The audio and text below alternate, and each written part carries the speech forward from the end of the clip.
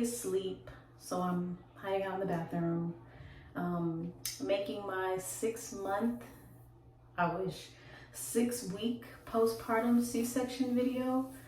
Just like kind of an update, what I went through during the C-section to sum it up, because you kind of seen, but not mentally, you didn't really know what I was going through. But those first couple of days afterwards, 2 weeks to 6 weeks. So pretty much leading up to it, I didn't know what to expect. I just watched vlogs, or I just, read articles, or tried to find the first thing that I needed to know about, the C-section process, what was gonna happen, and what I needed after the process. So I made sure I had everything, which I pretty much did. So thank God I was prepared. But after the C-section, after the epidural wore off, 24 hours later, I felt like my stomach, like my uterus was just about to fall out of my stomach, and it was about to fall out of the stitching. And it just felt pressure, like a lot of pressure. But I still had other medication in my system. So they started to give me narcos to manage the pain. And eventually all of the pain medication wore off, like all at once. It was a lot of bleeding. They took the catheter out. It was very trying, but luckily my boyfriend was there, so he helped me throughout the whole time. He was changing diapers, making sure she slept and ate, because I couldn't really move and manage. I could hold her for a bit and nurse her, but I couldn't really, do it at full capacity. So it was a bit difficult. We went home the second day because I was feeling okay. Figured they were gonna give me the same pain meds. No, they gave me Tylenol, but they did prescribe me Oxy, and I had to move locations because she's awake. So, but they prescribed me Oxy, but to also manage the pain. And I was wondering why people was like, why did they prescribe you Oxy? They only gave me Tylenol and ibuprofen. Well, it was a part of some study trial, pretty much a part of a statistic to see if I'd be, that average African American to take the opioids and then eventually get addicted. So I still have not taken the Oxy. I just managed with the ibuprofen and the Tylenol. And when I say that was horrible, it was really horrible. Like I would sink into the couch, and the couch is like big. So when I lay with the baby, I'd just sink farther and further into all the pillows, and I needed help getting up, and luckily my boyfriend wasn't working the first 2 weeks to help me. So he'd have to help me get up off the couch. He'd have to help me get out the bed, to get out of the shower, the bath. I couldn't walk around for long. I couldn't walk for long. I couldn't eat much. I couldn't laugh. I couldn't cough. It hurt. It hurt so bad.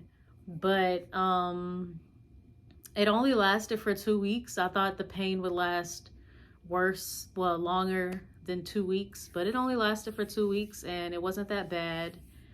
I mean, not that bad as in I'd want to go through it again, but it wasn't that bad as in like the worst pain in the world. I had a C-section, didn't get to feel actual birth, so I am looking forward to having another baby in like 2 years. And that was, a lot of pressure mentioned in my C-section vlog. But yeah, so after those 2 weeks, I started to be able to move around better, hold her better. I was able to hold her longer and stand up, because she likes to be held while standing up. Yeah, I was just able to manage my pain better and move around and be physical more. I slept on my stomach. So I was definitely more happy about that. Now I'm transitioning into being able to wear clothes in the area where my C-section scar is and where the numbing is, because there's a lot of numbness around the scar, which is good. I'm not complaining, because I'm pretty sure if it wasn't numb, I'd feel all of the pain around the scar. And when I touch it, I feel like I could feel the numbing pain, but it's still really numb. So, and I hear a lot of women say the numbing stays around the scar for a really long time. some say for the rest of their lives they don't really feel anything around the scar, which is kind of scary.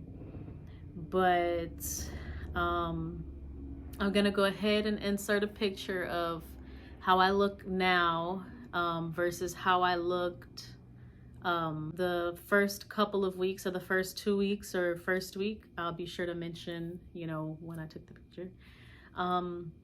I tried to keep up to date on the pictures before I went into surgery and then after, but I was so tired and I was just like, okay, I'm gonna try, and anyways, it just didn't work out.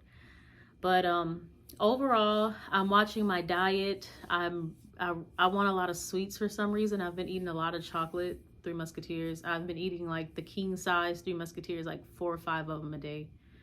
I know, bad me.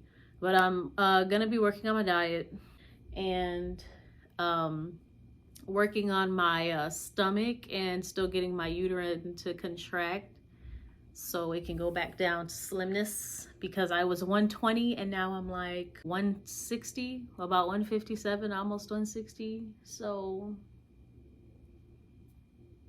I kind of want to stay under a certain weight level.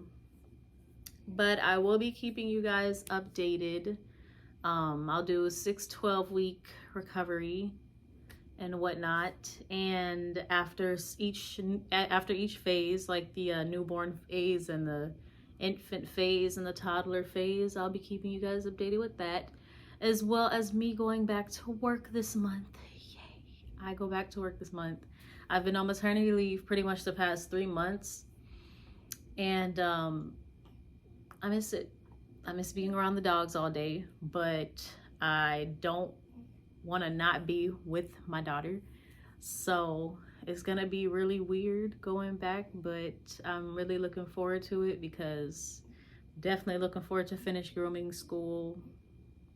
So stay tuned and I'll keep you guys updated.